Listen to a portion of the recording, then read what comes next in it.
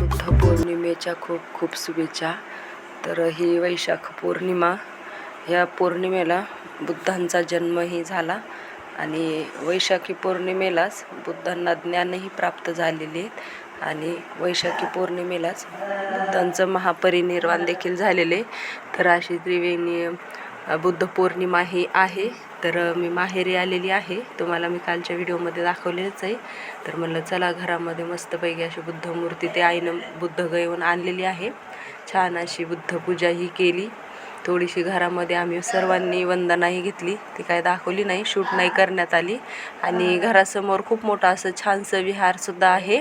त्या विहारामध्ये पण कार्यक्रम वगैरे होता, तर तिकडेही जायचं होतं. आणि खूप अशी सकाळी घाई होती, पाणी पण आलेलं होतं, नळाला पाणी पण भरायचं होतं. वहिनी म्हणल्या या तुम्ही जाऊन. मग आम्ही सर्वजण गेलेलो होतो. तर विहारामध्ये सगळेजण आलेले, ते सगळेजण भेटले मला, मैत्रिणी वगैरे सगळेजणी आलेल्या होत्या.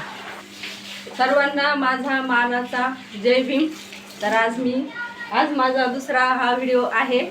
तर आमच्या घरासमोरच एक बुद्धविहार आहे, तर तिथेही कार्यक्रम आहे सुरू. तर आता घरामध्येही आम्ही अगरबत्ती मेणबत्ती वंदन वगैरे केलेलं आहे. तर आता विहारामध्ये मोठा कार्यक्रम आहे, तर आता आम्ही विहारामध्ये जाणार आहोत. तर चला मग. आईच्या घरासमोर एक बुद्ध विहार आहे, तर तिथे आता बौद्ध वंदनेचा कार्यक्रम ते होणार आहे. चला मग आता आपण विहारामध्ये जाऊया. तर बुद्ध विहार आईच्या एक्झॅक्ट घराच्या समोरच आहे. विहारातली मूर्तीसुद्धा घरातून दिसते. तर समोर छानपैकी अशा आमच्या इथल्या मुलींनी, भावाच्या मुलींनी, त्यांनी छान अशा रांगोळ्या वगैरे काढल्या होत्या. पॅन्डलही टाकलेला होता, खूप ऊन होतं. आणि अशा बरोबरी नाचली पाहिजे. सांगितलं शेतकऱ्याच्या भाजीच्या देखाला धक्का लागू देऊ नका. आणि आपलेच बुद्ध, आपलेच धर्म, आपलेच विहार त्यांच्या ताब्यात घेत. म्हणजे ही अवस्था, म्हणजे विचार करा की त्यांनी विठ्ठल सांगितलं आणि खरंच बाकी आपल्या कोणत्याही. आदरणीय यादव सर यांना मी तर आश्वासित करते की आम्ही सगळेजण या पद्धतीनं प्रयत्न करू. आणि आदरणीय सरांचे खूप खूप धन्यवाद या कार्यक्रमासाठी ते आहेत. त्याचप्रमाणे आजच्या या कार्यक्रमासाठी आपल्याला अध्यक्ष म्हणून लावलेले खंदारे सर, आदरणीय उबाळे सर आणि इथं जमलेल्या सगळ्या माझ्या माता भगिनी बांधव, या सर्वांचे मी आभार व्यक्त करते. एवढ्या अतिशय गर्दीच्या वातावरणामध्ये आणि परतूर शोककळाही पसरलेली आहे, अशा वातावरणात आपण सगळेजण आलात आणि ऐकून घेतलं, त्याबद्दल सगळ्यांचे आभार मानते. आणि आजचा हा कार्यक्रम इथे संपला असं जाहीर करते.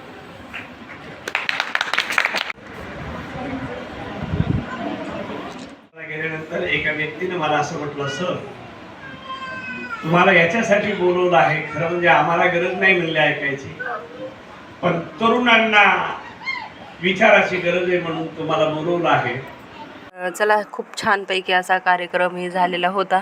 सर्वांनी भाषण वगैरे झाले आणि भिक्खू काही आलेले नव्हते. काही जणींनी, उपासिकांनी, काही जणींनी गाणेही म्हणले. त्यानंतर भोजनाचाही कार्यक्रम होता.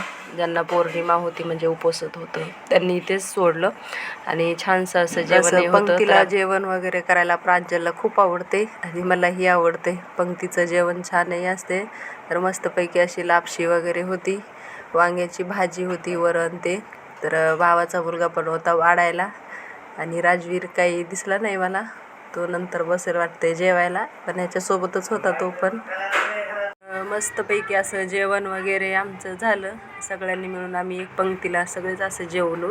ती माझी मैत्रीण भेटलेली, माझी नाही, माझ्यावर सिनियर आहे, मी तिला ताई म्हणू शकते, पण मी तिला ताई म्हणत नाही. चालेल की माझ्या मोठ्या ताईच्या वर्गातली. बरं, आम्ही किती दिवसांनी भेटलो? 12-13 वर्षानंतर 12-13 वर्षानंतर भेटलेले. शाळेमध्ये सोबतच होतो. हा, ती मला ज्युनियर होती, मी तिला सिनियर. कुठं मी फिरायचं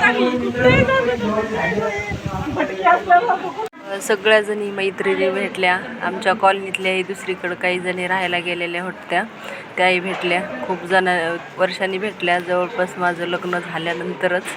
तर छान असं विहारामध्ये आम्ही वंदनही केलं, कारण की अगोदर काही गेलो नाहीत, खूप गर्दी होती वंदन करायला. मग नंतर आम्ही सगळ्याजणी गेलोत, माझी मैत्रीण, मी आणि भाच्या पण.